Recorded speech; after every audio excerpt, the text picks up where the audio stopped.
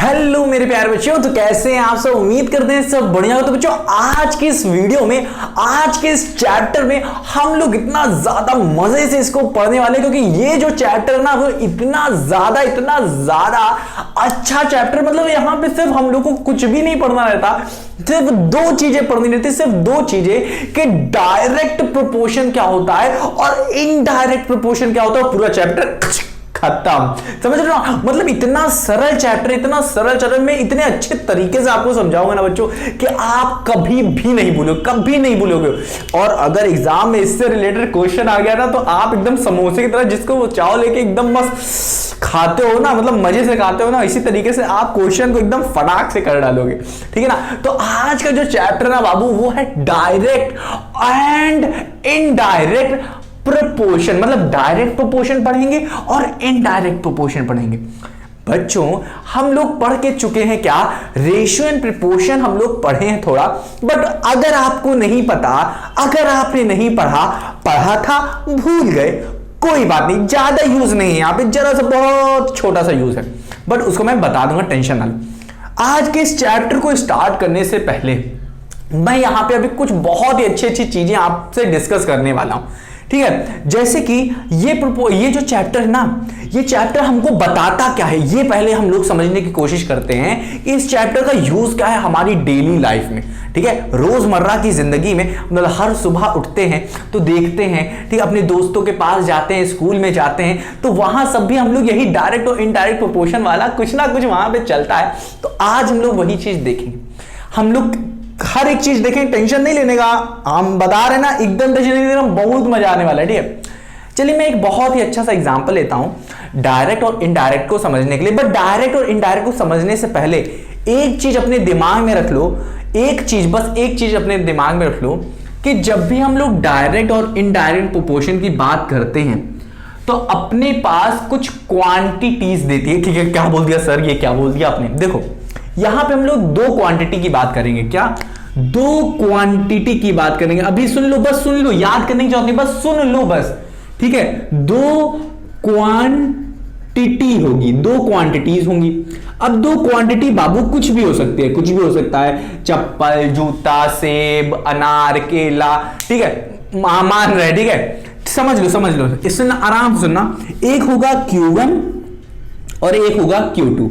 अब ये दोनों कोई भी क्वांटिटीज हो सकती हैं। अगर मैं मान लो, अगर ये आम है, क्या सर जी ये आम है, मतलब मैंगो है। ठीक है। और ये अगर सेब है, सेब सर, वाह, सेब नहीं सर, मेरे को केला अच्छा लगता है, सेब मतलब एप्पल है। बस मैं मान ले रहा हूं। ठीक है। और ये अगर है हमारा, ये अगर मेरे पास, मैं मान लेता हूं ये है हमारा कार है, वाह कार है, और यहां पे मैं कार की प्राइस ले लूं या कॉस्ट ले लूं। ठीक है। तो देख रहे हो ना, बस कोई भी क्वांटिटी हो सकती है। हाँ कि ना, ये कोई भी क्वांटिटी। तरीके मैंने तो एक को काट दिया, अरे बाबा ये क्या कर दिया रे तुमने। हाँ कि ना, चलो ऐसे। तो ये देख रहे हो ना, ये Q1 है, ये Q2 है, ये Q1 है, ये Q2 है। इतना बस चैप्टर खत्म, आपका चैप्टर खत्म, यही तक था और कुछ नहीं। क्या सर मजाक कर रहे हो ना। हाँ नहीं बच्चों, मजाक तो थोड़ा सा था, बट हमें इसी तरीके से बस डील करना रहेगा। हम Q1 लिखेंगे, क्वांटिटी 1 लिखेंगे, क्वांटिटी 2 लिखेंगे, और उसके नीचे कितनी क्वांटिटी दी गई है वो लिखेंगे और सॉल्व कर देंगे फटाक से। ठीक है ना। यहां पे हमें समझना है क्या, हमें चेंज समझना है। इस चैप्टर में हमको चेंज मतलब क्या, बदलाव। चेंज इस डायरेक्ट प्रोपोर्शन में और इनडायरेक्ट प्रोपोर्शन में हमें समझना रहता है कि जो चेंज, जो बदलाव हो रहा है, ये क्या होता है सर, ये क्या होता है सर। ध्यान से सुनो, इस चैप्टर में डायरेक्ट और इनडायरेक्ट प्रोपोर्शन में हम लोग समझते क्या है कि देखो ये कोई क्वांटिटी है, मतलब कोई भी वैल्यू है हमारे पास, कि भाई साहब इसको मैं तोड़ता हूं, फोड़ता हूं, कुछ भी चेंज करता हूं, कुछ जादू करता हूं मैं Q1 पे, कुछ जादू करता हूं मैं Q1 में। जादू मतलब क्या, इसको तोड़ेंगे, मरोड़ेंगे, कुछ भी करेंगे, हो सकता है इसमें कुछ क्वांटिटी बढ़ाएं, घटाएं। तो इसमें चेंज करने पे, चेंज मतलब क्या, इसमें बदलाव करना। अब जादू कर रहे हैं तो कुछ ना कुछ तो चेंज होगा ना। अब वो जादू क्या हो सकता है, इंक्रीज कर सकते हैं हम लोग, इंक्रीज करें या डिक्रीज करें। हाँ कि ना, इसको बढ़ा दें, कम कर दें, मतलब बढ़ा दें, कम कर दें, पिचका दें, फोड़ दें समझ लो। तो इसको चेंज अगर हम लोग कर रहे हैं, इस क्वांटिटी को चेंज कर रहे हैं, तो इसकी वजह से ये क्वांटिटी भी कुछ चेंज हो जा रही है बाबू। समझ में आया क्या? समझ में आया क्या? समझ में आया क्या? समझ में आया क्या? मुझे लग रहा है कि आपको थोड़ा थोड़ा पुद्दू पुद्दू आ रहा होगा। तो क्या हो क्या रहा है यहां पे कि जो Q1 है, अब देखो Q1 और Q2 के बीच में एक धागा है। क्या सर जी, प्रेम वाला धागा? हाँ बच्चों, ये प्रेम वाला धागा है, प्रेम वाला, हाँ कि ना, प्यार वाला धागा है।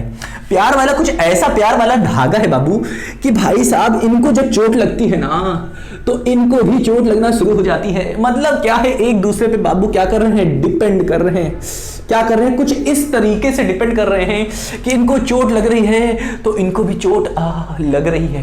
तो जो अच्छा वाला प्यार होता है ना, अच्छे वाले प्यार को हम लोग डायरेक्ट प्रोपोर्शन कहते हैं। बस मान ले रहे हैं, ठीक है, ऐसा नहीं कह रहे हैं, ठीक है। मतलब इनको चोट लगती है तो इनको भी चोट लगती है, मतलब इनका प्यार बढ़ता है तो इनका भी प्यार बढ़ता है, इनका प्यार घट जाता है तो बाबू इनका प्यार बढ़ता नहीं, इनका भी प्यार घट जाता है। तो मतलब एक अगर इंक्रीज हो रहा है तो दूसरा भी अगर इंक्रीज हो रहा है तो वो डायरेक्ट प्रोपोर्शन कहलाता है। ये क्या सर जी ऐसे पढ़ाओगे? मजा आ रहा है ना, मजा आ रहा है ना। बस एक चीज बस आपको याद रखनी है, क्या दो क्वांटिटी होगी, क्या दो क्वांटिटी होगी, एक को चेंज करेंगे तो बाबू दूसरा भी चेंज हो जाएगा, क्योंकि प्यार के बंधन में बंधे हुए हैं। उस बंधन का नाम है क्या, डिपेंड करते हैं।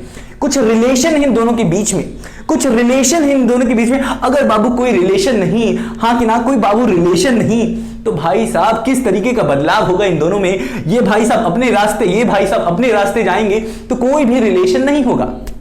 समझ में आ रहा है ना? मतलब एक डोर होनी चाहिए, एक प्यार का बंधन होना चाहिए, एक डिपेंडेंस होना चाहिए मेरे बच्चों।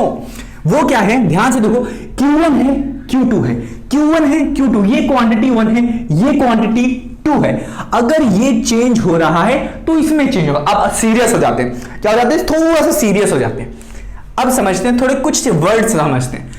जब Q1 चेंज होता है, चेंज मतलब क्या, जादू वादू करते हैं, चेंज करते हैं मतलब इंक्रीज कर रहे हैं, डिक्रीज कर रहे हैं, तो Q2 भी क्या होता है, चेंज मतलब कुछ इंक्रीज हो रहा होगा, हाँ कि ना, कुछ इसमें इंक्रीज हो रहा हो या डिक्रीज हो रहा हो, डिक्रीज हो रहा हो, हाँ कि ना।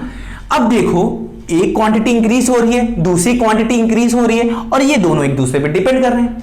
तो बच्चों इसको वेरिएशन कहते हैं। देखो ना, ये अगर चेंज हो रहा है, फटाफट ये चेंज हो रहा है, तो फटाफट ये भी चेंज हो रहा है, ये दोनों चेंज हो रहे हैं।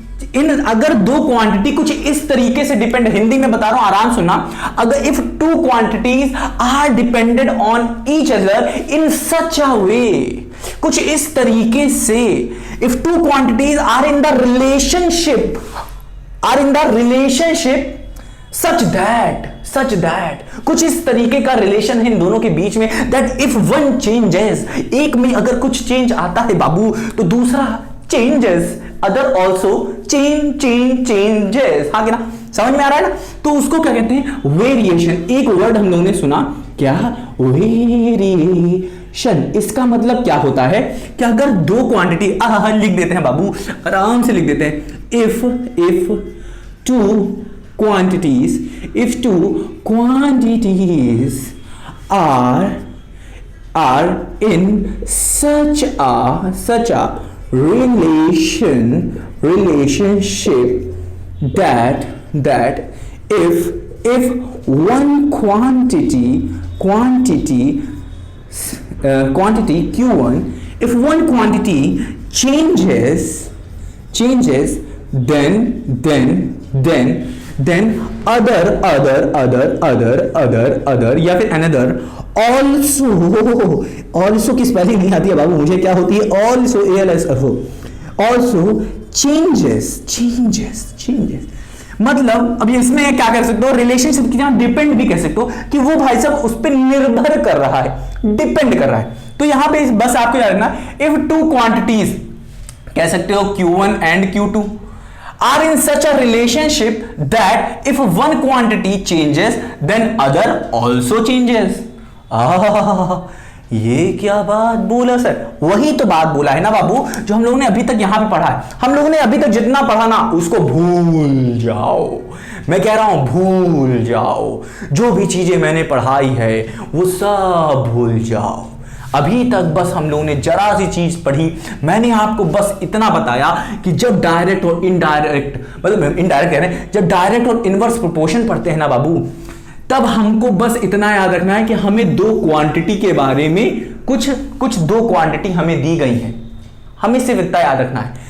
वो कुछ भी हो सकती है, वो एक Q1 होगा और Q2 होगा, और वो दोनों एक रिलेशनशिप में होगा, मतलब डिपेंड करेंगे, और वो कुछ इस तरीके का डिपेंडेंस होगा कि एक क्वांटिटी अगर चेंज हो रही है तो दूसरी क्वांटिटी भी चेंज होगी। क्या होगी? दूसरी क्वांटिटी भी चेंज होगी। अब वहां सेब, आम, केला, अंगूर, कुछ भी हो सकता है, मीठा आम, और क्या होता है, और क्या हो सकता है, और सेब हो सकता है आपका, सेब तो सर हो गया, और आपका चॉकलेट हो सकता है आपका, हाँ, कि आपका समोसा हो सकता है, आपकी जलेबी हो सकती है, आपकी इमरती हो सकती है। वाह सर क्या बात कर रहे हो, बड़ा मजा आ रहा है। चलो कोई बात नहीं, अब इसको मैं थोड़ा सा रब करता हूँ, ठीक है, इन सारे जो इसको रखा है। अब देखो, अब बहुत चीज, गजब की चीज आनी, और एकदम तबाही चीज आनी, मतलब गजब की चीज आनी। ध्यान से सुनना, यहां पे अब हमने वेरिएशन पढ़ लिया ना। वेरिएशन का मतलब क्या होता है, बस सुन लो। वेरिएशन का मतलब क्या होता है कि अगर एक क्वांटिटी, अगर दो क्वांटिटी अपने को दी है बाबू, और अगर उनमें कुछ डिपेंडेंस है, कुछ रिलेशनशिप है, कुछ धागा बना है, कुछ प्रेम के धागे बने इन दोनों के बीच में, हाँ कि ना, अगर एक क्वांटिटी चेंज हुई तो दूसरी भी चेंज होगी बाबू। ठीक है, अब देखो यहां पे दो तरीके के चेंज होते हैं, दो तरीके के चेंज। वो क्या होता है, एक होता है डायरेक्ट चेंज होता है, मतलब कह सकते हैं डायरेक्ट प्रोपोर्शन।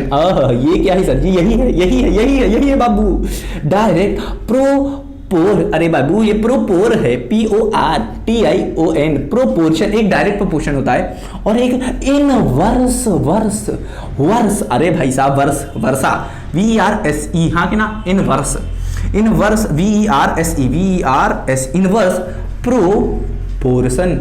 बस बाबू, बस इतना याद कर लो बाबू, जितना मैं बता रहा हूं आपको, यही सब आने वाला है एग्जाम में। इन्हीं सब का यूज करके आप बड़े बड़े से क्वेश्चन को लात मारोगे फटाक से, और छक्का लगे सुची, हाँ कि ना। तो अपने को बहुत ही अच्छे तरीके से पढ़ना है। तो ये है अपना पहला, और ये है अपना दूसरा। ठीक, डायरेक्ट प्रोपोर्शन क्या होता है बाबू, ध्यान से सुनना, गजब की चीज बता रहा हूं। मैंने क्या बताया था कि भाई साहब यहां पे कुछ चेंज हो रहा है, मतलब इंक्रीज भी हो सकता है, डिक्रीज भी हो सकता है, उसी तरीके से ये भी इंक्रीज हो सकता है, ये भी डिक्रीज हो सकता है। चेंज का मतलब होता है इंक्रीज डिक्रीज में से कुछ भी हो सकता है, इंक्रीज डिक्रीज में से कुछ भी हो सकता है।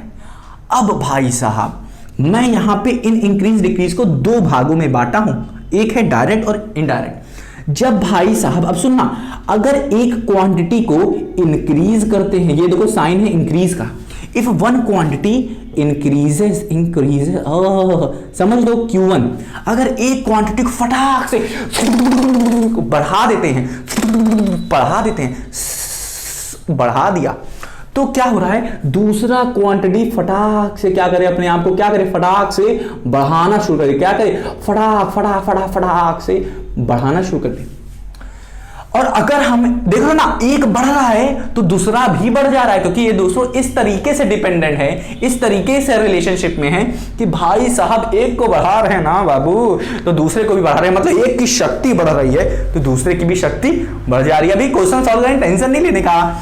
अभी हम लोग दूसरा करने जा रहे हैं, मतलब यही करेंगे, इसका दूसरा ऑप्शन। एक पहला ये हो गया, और दूसरा देखो कि अगर इसका मतलब हुआ, अगर मैं एक को घटा दूं, मतलब Q1 को घटा दूं, मतलब डिक्रीज कर दूं, तो दूसरा भी क्या होगा, Q2 भी क्या हो जाएगा बाबू, डिक्रीज हो जाएगा। क्या हो जाएगा, डिक्रीज हो जाएगा। क्या बात करी हो सर, इसको मैंने घटाया तो Q2 भी घट गया, अगर मैं Q1 को इंक्रीज करता तो Q2 भी इंक्रीज कर जाता। हाँ बच्चों, तो हम लोगों ने पढ़ डाला, डायरेक्ट प्रोपोर्शन पढ़ डाला। क्या बात कर रहे हो सर जी, यही था क्या डायरेक्ट प्रोपोर्शन? हाँ बच्चों, तो ये क्या कहता है, डायरेक्ट प्रोपोर्शन कहता है कि अगर आप एक क्वांटिटी को इंक्रीज करते हो तो दूसरी भी क्या हो जाए, इंक्रीज हो जाए। अगर एक क्वांटिटी को फटाक से दबाते हो, मतलब क्या उसे डिक्रीज करते हो, तो दूसरी भी क्या हो जाए, डिक्रीज हो जाए। मतलब one quantity increases then one quantity also increases, नहीं, Q1 increases then Q2 also increases. If one quantity decreases, another also decreases. समझ रहे हो? अगर one quantity increases, then both increases. If one quantity decreases, दोनों decreases. हाँ कि ना? तो दोनों एक साथ चल रहे हैं, एक बढ़ रहा है तो दूसरा भी बढ़ रहा है, एक घट रहा है तो दूसरा भी घट रहा है। इस तरीके के चेंज को, इस तरीके के रिलेशनशिप को, इस तरीके के Q1 एंड Q2 के रिलेशनशिप को या डिपेंडेंस को हम लोग डायरेक्ट प्रोपोर्शन कहते हैं। ओहो, समझ में आ रहा क्या? अब इसका एक फॉर्मूला होता है देखने का, अपनी आंखें, अपनी कजरारी आंखों से देखने का कि भाई साहब यहां पे डायरेक्ट प्रोपोर्शन हो रहा कि नहीं हो रहा या नहीं हो रहा है, इसको देखने का एक बहुत गजब तरीका होता है बाबू। ठीक है, अब देख लेते हैं, अभी हम दिखाएंगे, बताएंगे कि भाई साहब इसका फॉर्मूला क्या होता है। क्वेश्चन दिया है अपने को, और वहां पे हम लोग से पूछेगा क्वांटिटी, एक गायब कर देगा। क्या गायब कर देगा अभी दिखाएंगे, टेंशन नहीं लेने का, अपन बताएगा ना फिर, ठीक है ना। अब देखो ये क्या है, अब इनवर्स प्रोपोर्शन क्या होता है, ध्यान से सुनना प्यारे बच्चों, ध्यान से सुनना। देखो इनवर्स प्रोपोर्शन क्या होता है, यहां पे तो एक क्वांटिटी इंक्रीज करे तो दूसरी भी इंक्रीज हो रही थी। अब आप मुझे बता दो इसका उल्टा क्या होगा बाबू, क्या होगा, उल्टा क्या हो सकता है। देखो उल्टा क्या होगा बाबू, ध्यान से देखो कि एक Q1 ले लेते हैं, Q1 ले लेते हैं, इसको मैं क्या करता हूं, इंक्रीज कर देता हूं। तो अगर Q2 भी क्या हो जाए बाबू, Q2 भी क्या हो जाए, इंक्रीज कर जाए, नहीं, इसका तो उल्टा बताना है, उल्टा। तो ये क्या हो जाएगा, डिक्रीज हो जाएगा। क्या हो जाएगा, डिक्रीज हो जाएगा। मतलब अगर एक क्वांटिटी को हम इंक्रीज करते हैं तो दूसरी डिक्रीज हो जाती है। मतलब देख रहा इनवर्स हो रहा है ना, थोड़ा सा उल्टा पड़ रहा है, कुछ उल्टा कुछ लोचा हो रहा है बाबू। क्या हो रहा है, लोचा हो रहा है, लोचा मतलब क्या, कुछ ऐसा रिलेशन हो रहा है कि इसका तो प्यार बढ़ रहा है बट इसका प्यार घट रहा है। मतलब क्या है, आने वाले समय में क्या होने वाला है कि दोनों अलग हो जाएंगे। मतलब इसका तो प्यार बढ़ गया और इसका प्यार तो घट गया, मतलब दोनों जुदा हो जाएंगे बाबू। अरे भाई साहब रुक जाओ सर जी, रो मत। तो Q1 क्या है, Q1 की क्वांटिटी इंक्रीज कर रही है और Q2 की क्वांटिटी डिक्रीज कर रही है, ठीक है ना। इसी तरीके से क्या होगा, अगर देखो, अगर मैं Q1 की क्वांटिटी को डिक्रीज कर दूं, क्या कर दूं, डिक्रीज, तो क्या हो गया, Q2 क्या हो जाएगा, Q2 क्या हो जाए, इंक्रीज कर जाए। क्या कर जाए, इंक्रीज कर जाए। क्या कर जाए, इंक्रीज कर जाए। बस मुझे इस तरीके, मुझे फील देनी थी आपको कि भाई साहब डायरेक्ट प्रोपोर्शन क्या होता, इनडायरेक्ट प्रोपोर्शन क्या होता। इसका अच्छे तरीके से हम लोग देख लेंगे कि भाई साहब इसका डिफिनेशन क्या होती है, वो सब देख लेंगे, टेंशन ना लो। बस मुझे समझाना था आपको, अंदर से फील देनी थी आपको मुझे कि भाई साहब डायरेक्ट प्रोपोर्शन क्या हो और इनडायरेक्ट प्रोपोर्शन क्या हो। अब मुझे लगता है आप लोग को पता चल गया होगा कि डायरेक्ट प्रोपोर्शन क्या होता है, इनडायरेक्ट प्रोपोर्शन क्या होता है। बस यहां पे एक छोटी सी चीज बता देता हूं, वो फॉर्मूला क्या होता है इसका फॉर्मूला क्या होता है, बता दूं, चलो मैं बता दे रहा हूं। मतलब अभी के लिए पूरा नहीं बताया हूं, इस चीज को मैं फिर से बताऊंगा। जो फॉर्मूला मैं बताया हूं अभी जो बताऊंगा ना, उस चीज को मैं फिर से बताऊंगा। अगर मैं ये Q1 को मैं मान लूं x मान लूं और इस Q2 को y मान लूं, बस मैं कह रहा हूं, बस सुन लो, ज्यादा रखने की जरूरत नहीं है, ज्यादा दिमाग में रखने, ज्यादा जोर डालने की जरूरत नहीं। इसका फॉर्मूला क्या होता है, अगर ये वाला हमारा x1 हो जाए, ये हमारा y2 हो जाए, हाँ कि ना, ये तो y है तो ये y1 हो गया और नीचे वाला y2 हो गया, ये क्या हो जाएगा, दूसरा वाला हो जाएगा x2 हो जाएगा और ये हाँ y2। ये इसमें क्या होता है, रिलेशनशिप जो होता है हम लोग x1 और y1 को डिवाइड में लिखते हैं। क्या लिखते हैं, डिवाइड में। x1 को और y1 को डिवाइड में लिखते हैं। और जब देखा गया, जब एक्सपेरिमेंट किया गया, इस पे बहुत सारा क्वेश्चन सॉल्व किया गया, तो देखा गया कि डायरेक्ट प्रोपोर्शन जो होता है ना, x1 upon y1, x2 upon y2, और अगर और भी Q1 Q2 ले लें, ठीक है, तो x3 अपॉन y3, ये लोग सब सेम आ रहे थे। मतलब अगर x1 अपॉन y1 कर रहे हैं तो 10 आ रहा, अगर तो x2 अपॉन y2 करें तब भी 10 आएगा, x3 अपॉन y3 करें तब भी 10 आएगा। मतलब एक क्वांटिटी k जो होगा वो कांस्टेंट होगा, मतलब किसी कांस्टेंट वैल्यू के बराबर आ रहा था। ये था हमारा फॉर्मूला था डायरेक्ट प्रोपोर्शन का। इनवर्स प्रोपोर्शन का आंसर क्या आ रहा था, यहां पे भाई साहब डिवाइड कर रहे हैं, तो हमारा यहां पे क्या होगा बाबू, यहां पे मल्टीप्लाई हो जाएगा। क्या हो जाएगा, मल्टीप्लाई। यहां पे डिवाइड, इधर हो जाएगा मल्टीप्लाई। तो यहां पे क्या होगा, x1 y1 equal to x2 y2 equals to x3 y3। ये किसी कांस्टेंट वैल्यू के बराबर हो रहे हैं, ठीक है। ये इनवर्स प्रोपोर्शन में ये फॉर्मूला यूज होता है और डायरेक्ट प्रोपोर्शन में ये वाला। अब मुझे लगता है कि आपको एकदम समझ में आया होगा कि भाई साहब हमारा डायरेक्ट प्रोपोर्शन का होत, इनडायरेक्ट प्रोपोर्शन का होत, हाँ कि ना, वेरिएशन का मतलब का होत, ये भी समझ में आओगा। अब एक चीज थोड़ी सी, जैसे कि मैंने बताया था रेशियो क्या होता है उसको बताते थे, इकोरअप कर दें क्या? चलो, रेशियो प्रोपोर्शन का होता है उसको थोड़ा समझ लेते हैं। रेशियो रेशियो रेशियो रेशियो को समझती और प्रोपोर्शन को समझती, प्रोपोर्शन को समझती। हाँ, ध्यान से सुनना, कान को खोल के सुनना बाबू। वो क्या होता है वो मैं बताता हूँ, ध्यान से देखो। रेशियो क्या होता है, जब मैं मान लेता हूँ अगर मैंने क्वांटिटी ले लिया Q1 ले लिया और क्वांटिटी ले लिया Q2, सर जी ऐसे मत बताया क्वांटिटी Q1 Q2 मत लिया करो, ढंग से समझाया करो मेरे को, ध्यान से। अब देखो रेशियो को समझते हैं बाबू, पहले रेशियो को समझते हैं। देखो मैं मान लेता हूं Q1 हमारा है मान लेते हैं अगर 5 है और Q2 हमारा क्या है 10 है। हाँ सर जी ऐसे बताएगा तब बड़ा गजब लगता है, मजा आ जाता है समझ। देखो रेशियो क्या होता है, जब हम लोग क्या करते हैं डिवाइड में लिख देते हैं, डिवाइड में लिख देते हैं, कोई भी चीज हम लोग डिवाइड में लिख दें, जैसे हमारे पास 5/10 लिख दें, 5/10 लिख दें, 5/10 लिख दें, 5/10 लिखा, इसे काटा 1/2। अब इस 1/2 को इस तरीके से लिखते हैं, किस तरीके से लिखते हैं, इस डिवीजन को सिंपलेस्ट फॉर्म है, देखो सिंपलेस्ट फॉर्म है, इसको अगर मैं ऐसे लिख दूं 1 और ये दो बिंदी लगा दूं और यहां पे लिख दूं 2, यहाँ की ना 1। अब इस डिवाइड के फॉर्म को इस तरीके के फॉर्म में लिख देते हैं तो इसे रेशियो कहलाता है। क्या इस डिवीजन के फॉर्म को इसमें लिख देते हैं तो ये रेशियो रेशियो कहलाता है। अब इसको पढ़ते कहते हैं 1:2, इसको कहते हैं 1:2, क्या कहते हैं 1:2, क्या पढ़ते हैं 1:2। मतलब किसी भी डिवीजन के फॉर्म अगर डिवाइड में दिया गया है इसको इस फॉर्म में लिख दे रहे हो तो ये भाई साहब हमारा क्या है, रेशियो में है। क्या है, रेशियो में, हाँ कि ना, ये एक रेशियो हो गया। इसी तरीके से एक और रेशियो ले लेते हैं, रेशियो 1 है, और एक और रेशियो ले लेते हैं अगर हमारे पास दिया गया है 10/20 का, हाँ कि ना, इसको मैं अगर इसको डिवाइड करता हूं तो ये रेशियो 2 है, रेशियो 2 है, हाँ कि ना, ये रेशियो 2 है। इसको मैं डिवाइड करता हूं तो डिवाइड करा, हाँ ये कट गया, ये भी क्या आ रहा है 1/2 आ रहा है, तो ये भी एक रेशियो है, हाँ कि ना, रेशियो है। तो इसको भी क्या लिखा जा सकता है 1:2, ये सेकंड रेशियो था, हाँ कि ना। हमारा फर्स्ट रेशियो, ये जो रेशियो था 5/10 का था, 5/10 मतलब क्या था भाई साहब 5:10 था, इसको 5:10 भी लिख सकते हो, हाँ कि ना, डिवाइड करने की जरूरत नहीं, ऐसे भी लिख सकते हो। ये फर्स्ट रेशियो है, मतलब वही चीज डिवाइड करके लिखा है, हाँ कि ना, और ये हमारा सेकंड रेशियो है, हाँ कि ना। अब जब कभी भी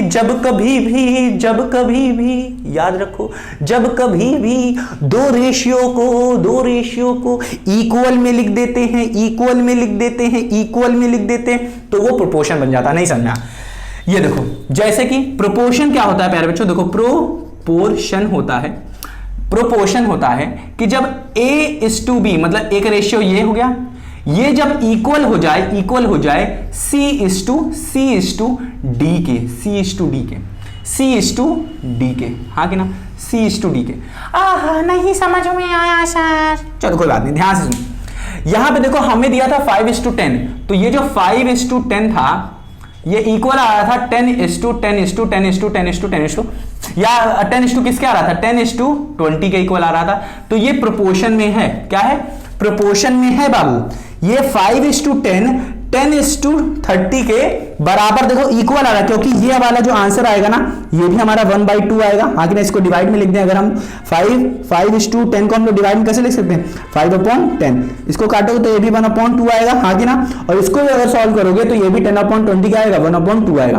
तो हाँ दोनों इक्वल है, दोनों क्या है 1/2 आएगा, हाँ। तो जब कभी भी एक रेशियो ये एक रेशियो है, ये अगर इक्वल आ जा रहे हैं तो ये क्या कहलाते हैं, क्या कहलाता, ये प्रोपोर्शन कहलाता। रेशियो समझ में आ गया, प्रोपोर्शन समझ में आ गया।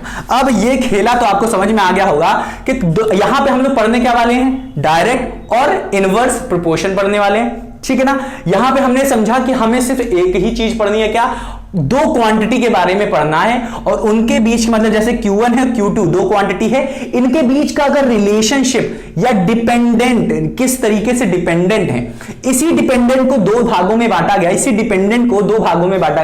या फिर इन्हीं रिलेशन को, इस रिश्ते को दो भागों में बांटा गया। मतलब ये जो प्रेम का धागा था ना, इसको दो भागों में बांटा गया, एक डायरेक्ट प्रोपोर्शन में और एक इनवर्स प्रोपोर्शन में, एक डायरेक्ट प्रोपोर्शन में एक इनवर्स प्रोपोर्शन में, हाँ कि ना। डायरेक्ट प्रोपोर्शन कहता कि भाई साहब एक एक का प्यार बढ़ता तो दूसरे का भी बढ़ जाता। मतलब क्या, Q1 अगर इंक्रीज होता तो Q2 भी इंक्रीज होता, और Q1 अगर डिक्रीज होता तो Q2 भी डिक्रीज हो जाता। उसका फॉर्मूला मैंने यहां पे बताया, टेंशन मतलब इसको बताएंगे।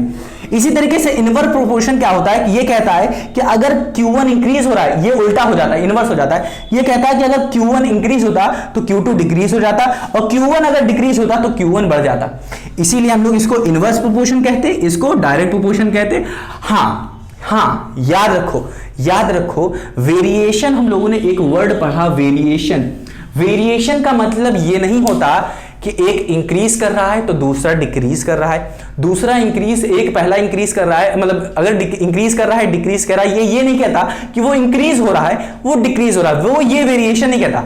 वेरिएशन कहता है चेंज हो रहा। क्या कह रहा है? चेंज में दोनों आ जाता है, इंक्रीज डिक्रीज दोनों आ जाता है। ये स्पेसिफिकली नहीं कहता, ये कहता है चेंज हो रहा है कि अगर एक क्वांटिटी चेंज हो रही है बाबू तो दूसरी भी चेंज होगी। मतलब अपना पीछा छुड़ा लेता है कि इंक्रीज और डिक्रीज, हाँ कि ना, कि एक क्वांटिटी इंक्रीज हो रही तो दूसरी डिक्रीज होगी। तो दूसरा वाला बच्चा कहेगा सर अगर एक डिक्रीज हो जाएगी तो दूसरी क्या होगी, फिर तो उसमें फंस जाएंगे। तो इसने सीधे सीधे कहा कि भाई साहब चेंज बोलेंगे, हम तो चेंज बोलेंगे। वेरिएशन का मतलब क्या? चेंज बोलेंगे। मतलब एक क्वांटिटी अगर चेंज में दोनों आ जाता है कि एक इंक्रीज कर रही है तो दूसरी डिक्रीज भी कर सकती है, और एक अगर चेंज का मतलब क्या है? अगर एक इंक्रीज कर रही है तो दूसरी इंक्रीज भी कर सकती है। क्या कह रहे हैं? वेरिएशन का मतलब यहां पे है कि एक इंक्रीज कर रही है तो दूसरी भी इंक्रीज कर सकती है, हाँ कि ना, और एक अगर डिक्रीज कर रही है तो दूसरी भी डिक्रीज कर सकती है। और क्या, एक अगर इंक्रीज कर रही है तो दूसरी डिक्रीज हो सकती है। ठीक है ना। अब समझ में आया, मुझे लगता है अब आपको समझ में आ गया होगा। इन सबको रब कर दे, बस यही था पूरा चैप्टर, डायरेक्ट और इनवर्स प्रोपोर्शन का पूरा यही चैप्टर था। क्वेश्चन सॉल्व करना है, किस तरीके से क्या क्या होगा वो सब देखेंगे। इसको रब करें, चलो इसको रब कर देते हैं। अब मैं यहां पे एक छोटी सी चीज आपको बताने वाला हूं। ये तो हमारे दो तरीके के रिलेशनशिप हो गए, हाँ कि ना, डिपेंडेंस हो गया। अब देखो याद रखो कि जो मैंने वेरिएशन बताया, वेरिएशन का मतलब क्या? एक इंक्रीज कर रहा है, दूसरा डिक्रीज कर रहा है, दूसरा इंक्रीज कर रहा है, और तो दूसरा डिक्रीज कर रहा है, हाँ कि ना, समझ में आ रहा है कि हमने अभी जो आपको वेरिएशन बताया, ये पूरी दुनिया में सिर्फ यही दो रिलेशन हो ये जरूरी नहीं है। समझ में आया कि नहीं? सिर्फ यही इसी तरीके के दो रिलेशन होते हैं, डायरेक्ट इनडायरेक्ट नहीं बाबू, हो सकता है।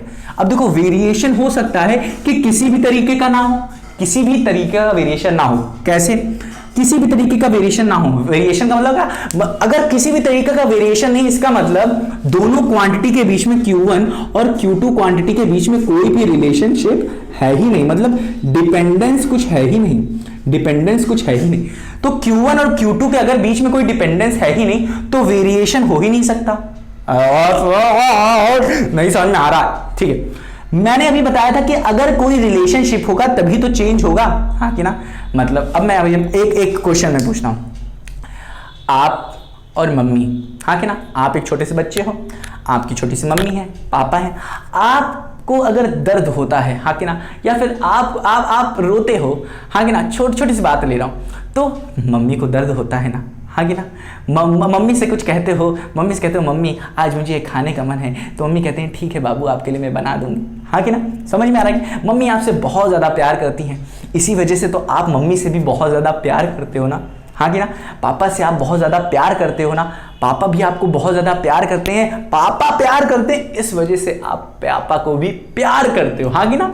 समझ में आ रहा है? तो रिलेशनशिप है ना, अगर ये प्यार ना होता, इस बंधन ना होता प्यार का, मान लेते हैं पापा से प्यार नहीं करते तो पापा आपसे कैसे प्यार, मतलब पापा आपसे प्यार नहीं करते तो आप पापा से कैसे प्यार करते। तो ये रिलेशनशिप अगर नहीं होगा तो भाई साहब ये डिपेंडेंस नहीं होने वाला, डिपेंड कुछ होगा ही। तो जरूरी नहीं, अब यहां पे मेरे कहने का मतलब था बाबू कि जरूरी नहीं है कि एक क्वांटिटी बढ़े तो दूसरी क्वांटिटी भी बढ़े, हाँ कि ना। हो सकता है, अब देखो जो हमने जो दो चीजें पढ़ी थी, डायरेक्ट और इनडायरेक्ट, ये स्पेसिफिक केस था, ठीक है ना। तो अगर हम लोग कोई एग्जांपल लें कि ऐसा एग्जांपल लें जिसमें वेरिएशन हो ही ना, मतलब अगर मैं कार ले लूं, एक कार ले लूं, ठीक है, कार, हाँ कि ना, कार है, ठीक है, कार है। अब देखो ये कार अगर चल रही है, ठीक है, अगर मैंने कहा अगर स्पीड जो है कार की जो स्पीड है, वो है 75 किलोमीटर पर आवर, ठीक है, 75 किलोमीटर पर आवर से चल रही है। अब मैंने कहा अगर कार 75 किलोमीटर पर आवर से चल रही है तो राजू कितना समोसा खा लेगा? राजू कितना समोसा सा खा लेगा, हाँ कि ना? तो आप कहोगे सर इतने गंदे एग्जाम्पल मत दिया करो, कार की स्पीड और राजू के समोसे खाने में क्या है, क्या रिलेशन क्या है? अब ये मत कहना राजू तो भैया गाड़ी के अंदर बंद पड़ा है, अब गाड़ी बहुत तेज भागेगी, लुड़बुड़ ऐसे करेगी तो समोसा कम खाएगा। नहीं, वो अच्छे से बेड पे बैठा है, अच्छे से एकदम थाली में सजा के उसको दिया गया, कोई भी लुड़बुड़ नहीं हो रहा, वो अच्छे से खा रहा है। अब कार उसके सामने से गुजर रही है, ठीक है ना? तो बस इतना है, और दूर है बहुत दूर है, ठीक है ना? तो अब कार की स्पीड है 75 किलोमीटर से भर तेजी से जा रहा है और राजू तो आराम से खा रहा है ना, तो उसके और उसके बीच में कोई रिलेशन है? नहीं, कोई रिलेशन है नहीं। तो जरूरी नहीं है कि किसी के चेंज होने की वजह से इसकी अब स्पीड अगर इसकी स्पीड फटाफट चेंज हो रही है तो उसकी वजह से क्या राजू की स्पीड पे फर्क पड़ा? नहीं, उसको तो कुछ फर्क ही नहीं पड़ रहा। भाई तुम तेज चलो चाहे तुम ना चलो, हमें तो समोसा खाना है, मैं आराम से खाता रहूंगा, मुझे ज्यादा खाना होगा मैं ज्यादा खाऊंगा, मुझे कम खाना होगा मुझे कम खाऊंगा। तो राजू के बीच में कोई भी इन दोनों के बीच में इस क्वांटिटी 1 और इस क्वांटिटी 2 के बीच में कोई भी रिलेशन नहीं है। तो जरूरी नहीं है कि किसी एक के चेंज होने की वजह से दूसरा चेंज हो, हाँ कि ना? तो उम्मीद करता हूं पूरा का पूरा चैप्टर मैंने फटाक से इस चीज में आपको बताने की कोशिश की है। अब मैं हर एक चीज स्टेप बाय स्टेप कूद के आपको समझाऊंगा प्यारे बच्चों। तो प्यारे बच्चों मिलते हैं अपनी अगली वीडियो में हम लोग सॉल्व करेंगे, हर एक चीज सॉल्व करेंगे, कैसे एनसीईआरटी आपको एग्जाम्पल बता रहा है, मतलब किसके इंट्रोडक्शन में पढ़ेंगे कि भाई साहब वो आपको कैसे समझा रहे हैं, वेरिएशन क्या होता है, ठीक है ना? वेरिएशन तो सब पढ़ लिए, इस वीडियो को जरूर देखना और अपने बच्चों को सर अभी तो मेरी शादी नहीं हुई, ठीक है, बच्चों को मतलब क्या, अपने दोस्तों को, अरे सर आप तो सब कुछ जानते हो, मैं बस बता रहा हूं आपको कि अपने दोस्तों को अपनी सखियों को, अपने भाई बहनों को, किसी को भी अगर ये वीडियो शेयर करोगे तो वो उनको पता चलेगा भाई साहब ये डायरेक्ट और इनडायरेक्ट क्या होता है, समझ में आ रहा है ना? उनको समझ में आएगा भाई साहब डायरेक्ट प्रोपोर्शन क्या होता है, इनडायरेक्ट प्रोपोर्शन क्या होता है, हाँ कि ना? उनको फील आ जाएगा अंदर से। और फिर जो वीडियो अभी मैं बनाने वाला हूं सिर्फ आपके लिए एग्जाम पॉइंट ऑफ व्यू से, कहीं से भी क्वेश्चन फटाक से दे सकता, तो इसीलिए हम लोग चलो एक क्वेश्चन सॉल्व करते हैं। क्वेश्चन सॉल्व करें या ना करें? सर जी आपने फील तो दे दिया है, बस क्वेश्चन नहीं सॉल्व करवाया, तो चलो एक क्वेश्चन सॉल्व कर देते हैं आपके लिए, एक फटाक से क्वेश्चन सॉल्व कर देते हैं। चलो एक क्वेश्चन सॉल्व करते हैं, इसको रखते हैं डायरेक्ट प्रोपोर्शन के लिए और इनडायरेक्ट प्रोपोर्शन के लिए, एक फटाक से क्वेश्चन सॉल्व करते हैं, फटाक से। देखो डायरेक्ट प्रोपोर्शन के लिए एक फटाक से क्वेश्चन सॉल्व करते हैं। क्वेश्चन के लिए हम लोग क्वांटिटी यहाँ पे Q1 इधर लेंगे और क्वांटिटी Q2 यहाँ पे लेंगे। ध्यान से देखना, फटाक से देखना, Q1 इधर ले लिया और Q2 इधर ले लिया। अब ध्यान से देखना, ठीक है? यहां पे जो Q1 है मैं मान लेता हूं मिल्क है, सर दूध बाबा, और यहां पे हम लोग ले लेते हैं शुगर, क्या ले लेते हैं? शुगर, मिल्क है शुगर, और हम लोग को बनाना है मेकिंग टी। अब मैं मान रहा हूं अगर मैं 10 लीटर, हाँ कि ना, 10 लीटर मिल्क लेता हूं तो शुगर मुझे लग रही है क्या? 2 kg शुगर लग रही है। क्या लग रही है? 2 kg शुगर ले रहे हैं। सर पूरे मोहल्लों को खिलवाओगे क्या? है खिलवाना क्या? टी सब पूरे मोहल्ले के लिए बना रहे हो? हाँ बाबू मैं मान लेता हूं, मैं सबको, मैं आज खुश हूं बहुत ज्यादा, तो मैं क्या कर रहा हूं, सब पूरे मोहल्ले के लिए मैं क्या कर रहा हूं, पूरा टी बना रहा हूं, उनको पिलाऊंगा, चाय पिला के उनको मोटा कर दूंगा, ठीक है? अब देखो 10 लीटर पे 2 kg लग रहा है, ठीक है ना? इसी तरीके से मैंने कहा अरे ये तो आज मैंने पिलाया, कल भी मैं पिलाऊंगा। क्या करना है? मैंने क्या कहा, मैं 20 लीटर पे अब क्या कर रहा हूं 4 kg लग रहा है। क्या कर रहा है? 4 kg लग जा रहा है। अब इसी तरीके से मैंने कहा अब तो मैं 3-4 दिन लगातार पिलाऊंगा, मोटा बना दूंगा इन लोग। फिर क्या कहा? मैंने कहा अगर 30 लीटर मैंने, फिर अगर तीसरे दिन मैंने कहा 30 लीटर का बनाया, और फिर मैंने क्या किया, 6 kg शुगर मैंने यूज किया। फिर मैंने कहा अब मैं 4 ही दिन, अब भैया पैसा सब खत्म हो गया, अब ज्यादा नहीं, तो उसने कहा 40 लीटर आज, अब बस बहुत हो गया 40 लीटर करेंगे और 8 kg शुगर डालेंगे, हाँ कि ना? 8 kg शुगर डालेंगे। तो ये है डायरेक्ट प्रोपोर्शन का। कैसे सर, कैसे आपने बता दिया डायरेक्ट प्रोपोर्शन? आप बता कैसे सकते हो इसको देख के कि डायरेक्ट प्रोपोर्शन है? देखो ध्यान से देखना, यहां पे 10 है, यहां पे 10 है। अब देखो इसको लेते हैं, इस वाले ये Q1 और Q2 को लेते हैं, यहां पे 10 लीटर है, हाँ कि ना 10 लीटर है। अब 10 लीटर था, 10 लीटर में हमें 2 kg लग रहा था शुगर, हाँ कि ना। ध्यान से देखो, कान आंख खोल लो, कान आंख खोल लो, ये था हमारा मिल्क और ये था हमारा शुगर, हाँ कि ना। अब ध्यान से देखना बाबू, अगर 10 लीटर मिल्क ले रहे हैं तो 2 kg हो जा रहा है, 20 लीटर मिल्क ले रहे हैं तो क्या हो जा रहा है, 4 kg हो जा रहा है। मतलब यहां 10 से हम लोग बढ़े हैं 20, मतलब इंक्रीज कर रहे हैं। अब हम लोग क्या करें, इंक्रीज करें, कितना इंक्रीज किए, 2 टाइम्स इंक्रीज किए, देख रहे हो ना, 2 गुना इसको बढ़ाया मैंने, तो बताओ ये कितने गुना बढ़ गया, देखो ये भी कितने गुना बढ़ गया, 2 गुना। मतलब इसका प्यार बढ़ गया, इसका भी प्यार क्या कर गया बाबू, बढ़ गया, हाँ कि ना, हाँ कि ना। एक को मैंने इंक्रीज किया, मिल्क को मैंने इंक्रीज किया, तो दूसरा भी क्या हो गया, इंक्रीज हो गया। इसी तरीके से अब मैंने क्या किया, 20 को मैंने 30 कर दिया, 30 लीटर कर दिया, तो ये क्या हो गया अपना 6 kg। हो देख रहे हो ना, ये इंक्रीज हुआ, ये भी इंक्रीज हुआ, तो ये भी इंक्रीज हो गया, 4 से 6 हो गया, ये 6 बढ़ रहा, 20 से 30 ये भी बढ़ गया, हाँ कि ना। ये बढ़ा तो ये भी बढ़ गया, अब ये बढ़ा, मिल्क बढ़ा तो अपना शुगर भी बढ़ जा रहा, हाँ कि ना। सभी सही बात है कि अगर 10 लीटर, भाई साहब 10 लीटर है अपने पास, मिल्क 10 लीटर है, उसके अंदर शुगर डाल रहे हैं, कितना डाल रहे हैं, 2 kg है, हाँ 2 kg शुगर डाल रहे हैं, बस इसी मिल्क को और ज्यादा कर दें तो भाई साहब अपने को मीठा तो स्वाद आना चाहिए ना मिल्क टी में। तो उसमें क्या होगा, 20 लीटर हो गया, तो शुगर भी तो बढ़ानी पड़ेगी, नहीं तो भाई साहब मीठा पता ही नहीं चलेगा, मीठा लगेगा ही नहीं, तो शुगर भी बढ़ानी पड़ेगी तभी तो मीठा लगेगा। अब चाय पिया है कभी नहीं आपने, कभी पिया है कि नहीं चाय? अभी देखो आप क्या करो सर जी बर्बाद ना करो, अब मान लेता हूं कि 1 गिलास पानी ले लो, 1 गिलास पानी ले लो, उस 1 गिलास पानी में आप 1 चम्मच का है 2 चम्मच आप चीनी या फिर मिश्री घोल दो उसमें अच्छे से, हाँ कि ना, और उसको पी के देखो, पियो।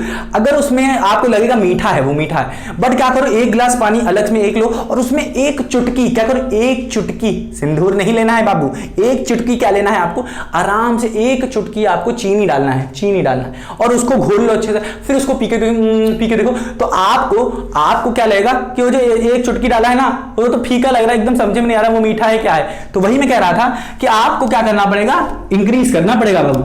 तो यहां पे 10 लीटर था, ये 10 लीटर था, 10 से 20 हुआ तो ये भी 2 गुना हो गया, 10 × 2 20, 2 × 2 4। अब यहां से देखो ये क्या हुआ, इसमें 10 अगर मैंने जोड़ा 10 से 30 हो गया, इसमें भी क्या हो गया, 2 जोड़ोगे तो इधर चला आएगा। तो देख रहे हो ना ये क्या हो रहा है, इंक्रीज हो रहा है। अब देखो मैंने आपको एक फॉर्मूला बताया था, फॉर्मूला मैंने आपको बहुत जल्दी इसीलिए नहीं बताया था कि डायरेक्ट रिलेशनशिप में एक फॉर्मूला होता है, वो कहता है कि जो रेशियो क्या होता है, रेशियो ऑफ देखो किसका, x1/y1 equals to x2/y2 equals to x3/y3, ये एक कांस्टेंट वैल्यू के बराबर होते हैं। ठीक है, ऐसा क्यों कह रहा हूं मैं, करके देखें क्या ये सही है, करके देखें क्या ये सही है या नहीं। तो देखते हैं, x1 हमारा ये है, देख लो ये है x1, ये क्या है, x मान लेते हैं इसको x, ये हम लोग q2 को हम लोग मान लेते हैं, ये y मान लेते हैं। तो ये हमारा x1 हो जाएगा, तो ये अपना y1 बन जाएगा, ये x2 हो जाएगा तो ये हो जाएगा y2, ये पूरी वैल्यू x है, तो ये वाली तीसरी वाली x3 हो जाएगा, ये वाली तीसरी वाली y3 हो जाएगा, ये x4, ये वाला ऊपर वाला x4 हो जाएगा, तो नीचे वाला अपना क्या हो जाएगा, y4 हो जाएगा। तो उधर आगे आप बढ़ा सकते हो, यहाँ पे इधर बढ़ा सकते हो x4/y4, और ये को थोड़ा सा बढ़ा के आप ये लिख सकते हो। अब x5 भी हो सकता है, x6 भी हो सकता है, x7 भी हो सकता है, तो टेंशन नहीं लेना। अब इसको लिख दो, x1 की वैल्यू क्या है 10, y1 की वैल्यू है 2, x2 की वैल्यू क्या है हमारी 20, y2 की वैल्यू है हमारी 4, और x3 की हमारी 30, और y4 की हमारी 6 है, और हमारी फिर क्या है हमारी प्यारे बच्चों, और क्या है 40 है हमारी x4 की, और y4 क्या है हमारा 8। अब इसको हम लोग डिवाइड करके देख लो, लग रहा है कि नहीं भाई साहब ये इक्वल नहीं, लग रहा है कि इक्वल नहीं है, बट इक्वल कैसे होगा करके देखते हैं। सबको सिंपलेस्ट फॉर्म में करेंगे, काटेंगे तो 2 1 2 2 5 जा, देखो 5 आ गया, 4 1 4 4 5 20, देखो 5 आ गया, 6 1 6 6 5 30, देखो 5 आ गया, 8 1 8 8 5 40, देख लो ना, ये 5 इधर भी आ रहा, 5 इधर भी आ रहा, 5 इधर भी आ रहा, 5 इधर, हर जगह एक कांस्टेंट वैल्यू आ रही है 5 5 5 5 5। इसका मतलब ये जो रेशियो लिखा है मैंने, ये जो रेशियो लिखा हुआ है ना, ये क्या होगा, एक कांस्टेंट वैल्यू के बराबर होगा, k के बराबर। के वो क्या होगा, यही वैल्यू, ये वाली वैल्यू होगी हमारी के। तो हमारा ये प्रूव होता है कि x1 upon y1, x2 upon y2, x3 upon y3, x4 upon y4 किसी कांस्टेंट वैल्यू के बराबर होंगे। अगर होंगे तो इसको कहेंगे डायरेक्ट, इसे कहेंगे डायरेक्ट प्रोपोर्शन। क्या कहेंगे, डायरेक्ट प्रोपोर्शन। क्या कहेंगे, डायरेक्ट प्रोपोर्शन। अब हम लोग धड़ल्ले से क्वेश्चन सॉल्व करेंगे, धड़ल्ले से क्वेश्चन सॉल्व करेंगे, तो टेंशन नहीं लेना, बस इतना याद रखना जो मैंने अभी अभी बताया, ठीक है ना। अब इसी तरीके से इनवर्स प्रोपोर्शन भी होता है। क्या होता है, इनवर्स प्रोपोर्शन भी होता है। रब करें क्या, रब करें क्या, ठीक है ना। इसको मैं रब कर देता हूं, ठीक है ना, इसको मैं रब कर देता हूं, ठीक है, इसको मैं रब कर देता हूं। तो यहां पे आपने बहुत ही गजब की चीज सीखी है बच्चों।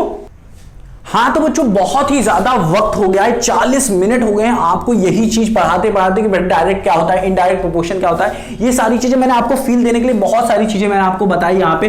बट अब हम लोग क्या करेंगे, हम लोग इनवर्स प्रोपोर्शन का, ये जो इनवर्स है हमारा, इनवर्स प्रोपोर्शन जो है ना, इसका हम लोग एक एग्जाम्पल करवाएंगे आपको।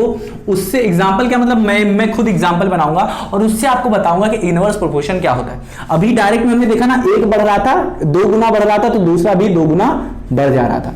तो अब हम लोग एक एग्जाम्पल लेते हैं, देखते हैं, एग्जाम्पल लेते हैं इनवर्स प्रोपोर्शन का, देखते हैं, समझते हैं कि भाई साहब इधर ले लेते हैं मेन, क्या है, आदमी, मतलब क्या है, वर्कर्स, क्या है, वर्कर्स हैं। देखो बहुत सरल क्वेश्चन लिया हूं, वर्कर्स मैंने लिखा है और यहां नंबर ऑफ डेज, क्या है, नंबर ऑफ डेज।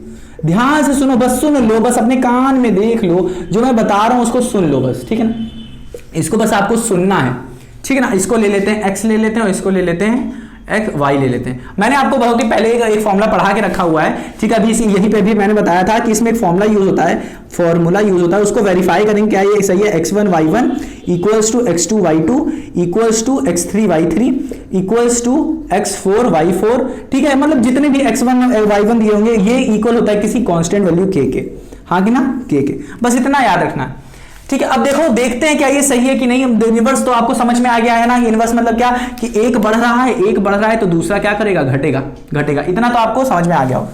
अब देखते हैं क्या, मैंने कहा एक बड़ा सा कोई गांव है। सर जी अभी अभी आपने सबके लिए चाय बनाया है, इनके लिए भी चाय बना दो ना। चलो ठीक है बच्चों, मैं इनके लिए टी बनाता हूं। एक बड़ा सा गांव है, एक बड़ा सा गांव है। अब क्या करेंगे, केस चेंज कर देंगे, पूरा केस चेंज कर देंगे। वहां पे जो हम लोग मिल्क और शुगर ले रहे थे, यहां पे बहुत अलग कर देंगे। क्या लिया है मैंने, नंबर ऑफ वर्कर्स लिया है। ये बहुत बड़ा इलाका है, मतलब मान लेते हैं पूरा यूपी है अपना। सर जी यूपी है, उत्तर प्रदेश, वाह वाह, मान लेते हैं। अब ध्यान से सुनना कि मैंने पूरे यूपी वालों के लिए, दिल अपना बहुत खुश है, हाँ कि ना। तो हमने यूपी वालों के लिए क्या कहा, चाय बनाना शुरू किया, ठीक है ना। कहा क्या कि यूपी वालों के लिए चाय बनाने के लिए अगर 10 आदमी लगते हैं, क्या सर, मान लो ना बाबू, बस मान लो आप, ये छोटा यूपी है, छोटा यूपी है, एकदम पुट्टू सा। अरे नहीं सर जी, बस मान ले रहे हैं कि यहां पे बाबू कह रहा है 10 आदमी मिलके, ठीक है, कि चाय बना रहे हैं, 10 आदमी मिलके चाय बना रहे हैं ठीक है ना। तो कितने दिन में बना ले रहे हैं, ये बना ले रहे हैं, और ये बना ले रहे हैं 20 दिन में बना ले रहे हैं, 20 डेज में बना ले रहे हैं।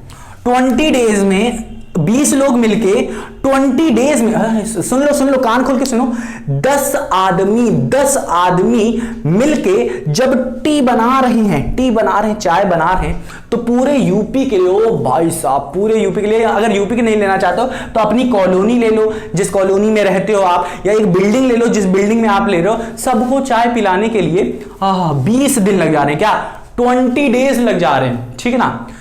बट अब काफी ज्यादा लग रहा है ना समय, 20 दिन लग गया ना। कितना ज्यादा समय लगना सिर्फ चाय पिलाने के लिए सबको, कितना 20 दिन लग गया, सबको चाय पिला रहे। तो फिर कहा कि भाई साहब ये तो बड़ा गलत हो रहा है, ठीक है, 20 दिन लग जा रहा है। तो एक बच्चे ने कहा, आपने कहा कि अरे 10 लोग काहे लगा रहे हो, थोड़ा और ज्यादा लगाओ। मतलब क्या है, 10 की जगह 100 लोग लगा दो, तब तो क्या हो जाएगा, 20 दिन क्या हो जाएगा, कम हो जाएगा, सबको चाय जल्दी मिल जाएगी। हाँ तो देख रहे हो ना, अब मैंने क्या किया, 100 लोगों को लगा दिया, 100 मेंस को लगा दिया, 100 मैन, मतलब 100 लोगों को लगा। कहां 10 लोगों को लगा रहे थे, 10 वर्कर को, वहां 10 मैन को लगा रहे थे, अब 100 लोगों को लगा दिया। तो क्या हो जाएगा, नंबर ऑफ डेज कम हो जाएंगे। तो देख रहे हो ना कि एक इंक्रीज हो रहा है तो दूसरा क्या हो जाएगा, डिक्रीज। हाँ कि ना, देख रहे हो ना कि 10 लोग जब चाय पिला रहे थे पूरे लोगों को, तो 20 दिन लग रहा था, हाँ कि ना। ये बढ़ रहा है, क्या हो रहा है, ये मेन को मैंने यहां से क्या करा, बढ़ा दिया, यहां से मैंने क्या किया, मेन को बढ़ाया, तो यहां पे नंबर ऑफ डेज क्या हो जाएंगे, पहले इतने थे अब क्या हो जाएंगे, कम हो जाएगा ना, क्योंकि अब चाय पिलाएंगे 100 लोग मिलके, पहले 10-10 लोग पिला रहे थे बहुत सारे लोग, इतने लोगों को, अब क्या 100 लोग पिलाएंगे तो जल्दी पिला देंगे, हाँ कि ना। तो यहां पे क्या हमें दिख रहा है ना, इनवर्स रिलेशन दिख रहा है ना, इनवर्स प्रोपोर्शन दिख रहा है ना, हाँ कि ना। अब देखते हैं, ध्यान से देखते हैं। तो यहां पे मैं मान लेता हूं कि मुझे नहीं पता, यहां पे मुझे नहीं पता कि ये आंसर कैसे आएगा। अब यही चीज हो सकता था कि आपका डायरेक्ट प्रोपोर्शन में दिया रहता और आपको ना पता रहता, तो आप वो वाला फॉर्मूला यूज करते, x1/y1 equals to x2/y2 equals to x3/y3, ठीक है। अब आपको हमेशा याद रखना है कि जो 3 रिलेशन जो दिए हैं, यहां पे तो 2 रिलेशन दिया गया है। अब यहां से जब हम लोग याद रखना, या जैसे कि अगर आपको एक ये दिया गया, यहां पे दे दिया गया x, यहां पे दे दिया गया, मान लेते हैं यहां पे दे दिया गया 200, और फिर यहां पे दे दिया गया हमें y2 दे दिया गया, बस मान रहे हैं। अब यहां पे हमें पता है कि x1 क्या है, y1 क्या है। अब देखो सुन लो, x1 क्या है, y1 क्या है, ध्यान से सुनना। x1 है हमारा क्या, 10, और y1 है हमारा 20। और हाँ, सुनो रिलेशन में आते हैं, वो छोड़ो, ध्यान से सुनो, ये रिलेशन में आते हैं, आंसर निकालते हैं। पहले आंसर को समझते हैं, कैसे आंसर निकालते हैं। हमेशा याद रखना, जब भी आप फॉर्मूला लगाओगे तो एक ये हो गया, ऐसे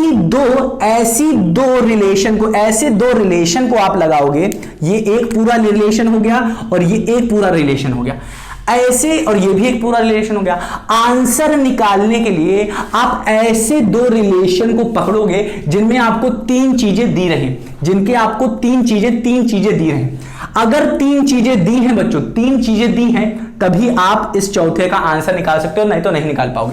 अब जैसे कि ये दिया गया है, इसमें एक चीज नहीं दी है, इसमें दिया गया एक चीज नहीं दी गई है, यहां पे सिर्फ 2 चीजें दी गई हैं, ठीक है। यहां पे मैंने क्या कहा था, 3 चीजें दी गई हो तभी आप आंसर निकाल सकते हो, नहीं तो नहीं निकाल पाओगे। तो हमेशा याद रखना, अगर आप इसको और इसको ले लोगे तो y1 और y2 फंस के रह जाएगा, आंसर नहीं आएगा, ठीक है। बट हमेशा याद रखना, अगर आपको आंसर निकालना है किसी का, तो आपको ऐसा रिलेशन लेना है, ऐसे आपको लेना है कि आपके पास 3 क्वांटिटीज, इस 4 बॉक्स में 3 क्वांटिटीज आपको दी है।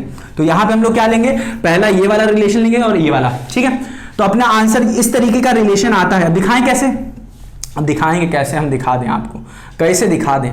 चलिए कोई बात नहीं, इसको हम लोग सॉल्व करना शुरू करते हैं, इसको सॉल्व करना शुरू करें।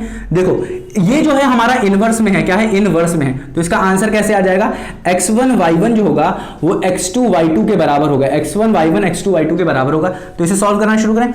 x1 हमारा क्या है, x1 हमारा है 10, तो लिख दोगे 10। y1 हमारा क्या है 20, तो लिख दोगे 20। x2 हमारा क्या है, हमारा 100, तो लिख दोगे 100। और y2 सही है कि नहीं, y2 हमारा क्या है, हमें y1, अरे ये देखो y2 होगा, ये y2 होगा, ये हमारा x1 होगा, ये x2 होगा, ये x3 होगा, ये y1 होगा, ये y2 होगा, हाँ कि ना, y2 होगा, और ये y3। अरे बस मैं बता रहा हूँ, y3 नंबर दे दिया हूँ। तो ये कितना होगा हमको नहीं पता, इसको मैंने ले लिया हूँ, y2 ले लिया हूँ, ठीक है। ये हमें नहीं पता, तो हम निकालेंगे कैसे, इसी का फॉर्मूला का यूज करेंगे। इन दोनों को मल्टीप्लाई किया, ये 200 आ गया, ये 100 था, 100 लिख दिए, y2 की वैल्यू आ गई 2 आ गई, y2 की वैल्यू आ गए ये। अब कैसे इसको करेंगे, इसको क्या करेंगे, इसको नीचे लेके जाएंगे, मल्टीप्लाई में इधर चल जाएगा डिवाइड में, अगर डिवाइड में होता तो मल्टीप्लाई हो जाता। तो y2 की वैल्यू कैसे आ जाएगी हमारी, 200 ऊपर था, नीचे चल जाएगा 100, ये आ जाएगा हमारा, ये कट जाएगा, ये और ये कट जाएगा, तो हमारा कितना आ जाएगा बच्चों, 2 आ जाएगा, क्या आ जाएगा, 2 आ जाएगा। y2 की वैल्यू आ गई 2 डेज, 2, ये y2 क्या है, नंबर ऑफ डेज, मतलब 2 दिन में के अंदर पूरे लोगों को आप चाय पिला दोगे।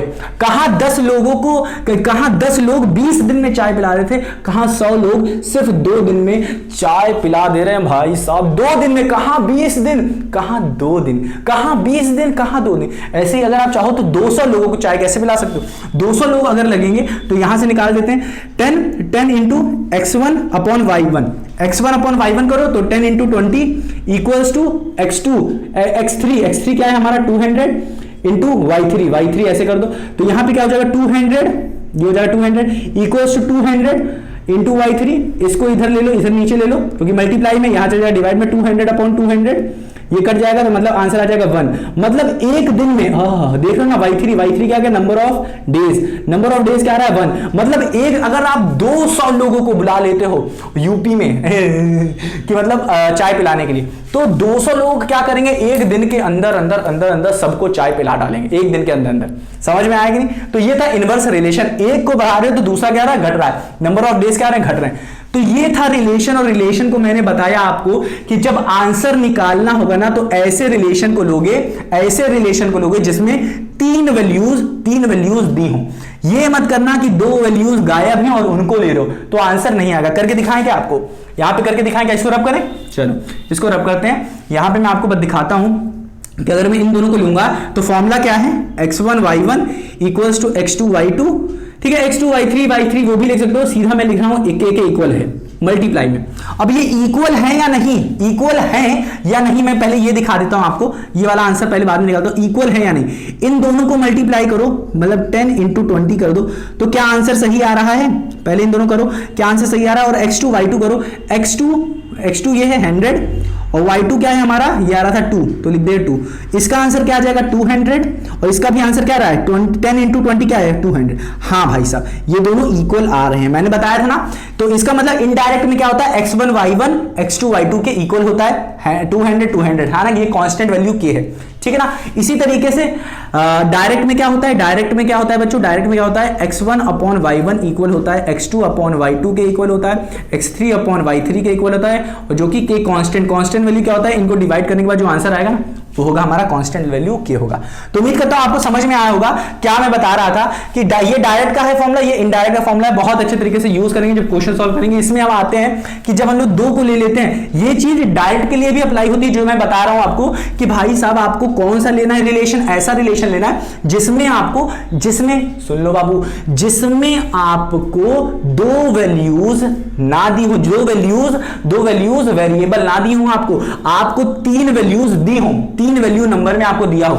बट अगर मैं ये ले लेता हूं, ये y2 और y3 ले लेता हूं जिनमें हमें नहीं दिया है 2 वैल्यू, तो देखो आंसर कितना आ जाएगा, x1 y1 equals to x2 y2 वाला हमारे फॉर्मूला लगाया, इक्वल्स टू k वाला फॉर्मूला लगाया, x1 की वैल्यू है 100 और x ये वाला हम लोग मान लेते हैं y1 है, तो ये हमारा आ जाएगा y2 क्या आएगा, y2 हो गया, और x3 ये हमारा क्या है 200 ले लेते हैं, इसे 200 ले लेते हैं, और ये y3 तो हमारा आप देखो कैसे आएगा। अगर मैं इसको y2 कर लूं, y2 उधर ले लूं, y3 को इधर ले लूं, ये मल्टीप्लाई में ये डिवाइड हो जाएगा y3, और ये 200 हो जाएगा, ये 200 अपॉन में ये चला गया 100, तो नंबर मैंने इसे कैंसिल किया, तो हमारा क्या रहा है y2 upon y3 equals to 2 upon 1। यहां से बस हमको दिख रहा है क्या हमें दिख रहा है क्या कि y2 सिर्फ हमें दिख रहा है कि y2 क्या है 2 गुना है y3 के, जो y2 की वैल्यू है यहां से हमें बस इतना दिख रहा है टाइम्स, कितने टाइम्स y2 y3 से बड़ा है, तो 2 टाइम्स ऑफ y3, 2 गुना अगर आप y3 का कर दे तो हमारा क्या हो जाएगा, ये आ जाएगा आंसर। तो ये चीज हमको दिख रहा है बस, और कुछ नहीं दिख रहा और आंसर भी सही है, 2 टाइम्स इसका 2 टाइम्स कर दो, इसका मतलब ये तो 2 आ रहा है तो ये आ जाएगा अपना 1 आ जाएगा, तो वो अलग बात है, ठीक है ना। तो यहां से हम लोग आंसर नहीं निकल आएगा, यहां से आंसर नहीं आएगा, हमने तो ये निकाल लिया था इन दोनों का रिलेशन करके, ठीक है। यहां से बस आपको पता चल रहा है कौन किससे कितना बड़ा है या कितना छोटा है, ये रिलेशन पता चल रहा है, आंसर नहीं पता चल रहा है। तो आंसर निकालने के लिए आप ऐसे क्वांटिटीज को लोगे जिसमें आपको 3 क्वांटिटी दी हो। तो उम्मीद करता हूं आपको इनवर्स प्रोपोर्शन और डायरेक्ट प्रोपोर्शन अच्छे से करना आ गया होगा। अब धड़ल्ले से सारे क्वेश्चन सॉल्व करेंगे, हर एक क्वेश्चन सॉल्व करेंगे, बट उससे पहले हम लोग क्या करेंगे, अगर आपको ने समझ में आ गया सारा चीज, इनडायरेक्ट डायरेक्ट सब कुछ समझ में आ गया, तो सीधे आप क्या करो, एग्जाम्पल सॉल्व करो। ना समझ में आए वीडियो देखो, मैं हर एक एग्जाम्पल की वीडियो बनाऊंगा, हर एक ट्राई दिस, हर एक डू दिस की वीडियो बनाऊंगा, हर एक मैं क्या करूंगा, हर एक थिंक एंड डिस्कस की बनाऊंगा, और हर एक एक्सरसाइज का भी क्वेश्चन मैं आपको करवाऊंगा, जिससे आपको कहीं पे भी भटकने की जरूरत ना पड़े, ठीक है ना। तो ये हमारा पूरा का पूरा डायरेक्ट और इनवर्स प्रोपोर्शन खत्म हो गया, पूरा जो ऊपर की कहानी बतानी थी सब खत्म हो गया। अब धीरे धीरे एनसीईआरटी में किस तरीके से बताया गया वो सारी चीजें डिस्कस करेंगे, और सारे के सारे एग्जाम्पल। तो मेरे प्यारे बच्चों, उम्मीद करता हूं कि आपको आया होगा। अगर आया हो तो अपने भाई बहनों, सखियों, दोस्तों को अगर आप भेजना चाहो इस वीडियो को ताकि वो अच्छे से पढ़ सकें, तो उनको भेज सकते हो। तो मेरे प्यारे बच्चों, मिलते हैं अपनी अगली वीडियो में तो मिलेंगे, बट उससे पहले क्या करो, इसको रिवाइज करना, इसको लर्न थोड़ा सा कर लेना। जो मैंने 2 ही फॉर्मूले बताए, सिर्फ 2 ही, पूरे चैप्टर मैंने सिर्फ 2 ही फॉर्मूले बताया, डायरेक्ट प्रोपोर्शन मतलब डीपी का, और आईपी मतलब इनडायरेक्ट प्रोपोर्शन, आईडी अरे आईडी नहीं IP, inverse proportion, direct proportion. Direct proportion का x1 upon y1, x2 upon y2, और x3 अपॉन y3 और x4 upon y4 equal to के। ये हमने एक फॉर्मूला पढ़ा, और इनवर्स में मैंने पढ़ा x1 y1 x2 y2 equals to x3 y3 equal to के। अब 4 भी लिख सकते हो आप, बस मैंने यही 2 बस हमने पढ़ाया आपको, और कुछ नहीं, और सब तो कहानियां थी, वो सब पढ़ना था, बस यही दोनों आपको याद रखना और कुछ नहीं। तो मेरे नन्हे मेरे प्यार बच्चों, मिलते हैं अपनी अगली वीडियो में। अपना ख्याल रखना और इसको रिवाइज करना मत भूलना, क्योंकि रिवाइज नहीं करोगे तो भूल जाओगे, और भूल गए तो एग्जाम में मार्क्स नहीं ला पाओगे। तो मिलते हैं अपनी अगली वीडियो में, अपना ख्याल रखना और रिवाइज करना मत भूलना।